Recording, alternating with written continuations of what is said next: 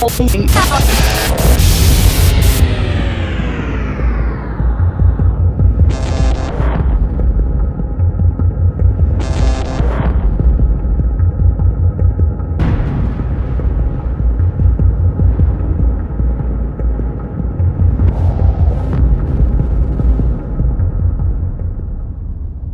story begins in a rural town in Japan's countryside.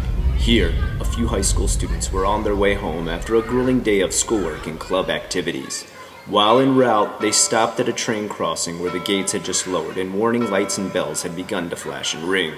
While waiting for the train, they saw a homely girl who had just moved to town and was a first-year student at their school.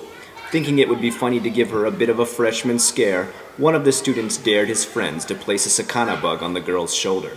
Sakana bugs are common during the summer season, so this made finding one easy. They quickly placed the insect on the unsuspecting girl's shoulder and waited for her reaction.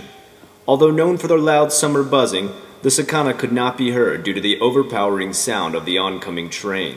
When the poor girl finally noticed, she was horrified.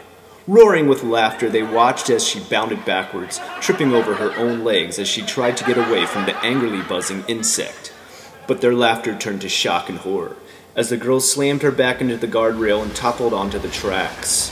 With the train already inches away, the girl had no time to escape, and the conductor had no chance to slow the barreling train down.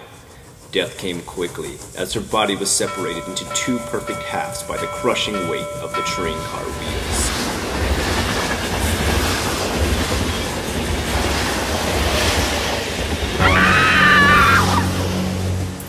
Fearing the repercussions of their prank, the students ran off in a panic. Later, they all agreed to never speak of what had happened at the tracks. 3 days later, one of the students was outside of the school when she saw a familiar figure in a second-story window of the school hall. Although she could not fully make out who it was, she saw the figure beckoning her closer, as if she had something to tell her. Finally, she walked right below the window and peered up. What she saw horrified her to the point that she could not speak, for it was the girl she had seen die on the tracks 3 days earlier. Just as she thought about running, she leapt from the window, revealing herself to be nothing more than a torso with arms and a head. As she pounced on her, she began to tear her body into two, so that she too would suffer the same fate as her. It is said that every 3 days, she killed another student, and that the only way they could hear her coming was by the sound she made.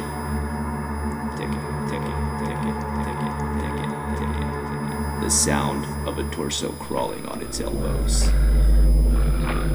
It is also said anyone who hears this story will be killed 3 days after in the same way.